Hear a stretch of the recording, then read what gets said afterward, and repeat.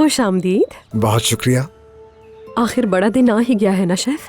हाँ बिल्कुल।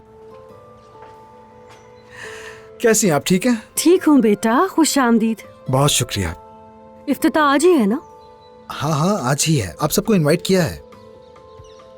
मैं जाकर गाड़ी में बैठती हूँ, तुम भी आ जाना वरना देर ना हो जाए हमें, ठीक है? ठीक है। चलो बेटा, अल्लाह कामयाब करे। शुक्रिया आपका। Good morning Jumana. Good morning. आज के लिए बहुत सी दुआएं। शुक्रिया।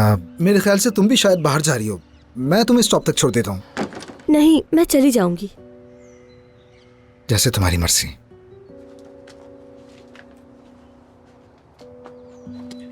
जुमाना, तुम ठीक तो हो? काफी दिनों से परेशान लग रही हो मुझे। जहन जैसे कहीं और हो तुम्हारा। जाहिर है तुम मुझे बताने के लिए मजबूर नहीं हो, लेकिन जिंदगी में सब नहीं, कुछ बस थोड़ी थकी हुई हूँ मैं।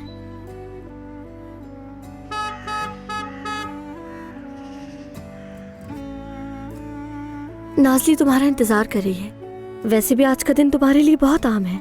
ठीक है।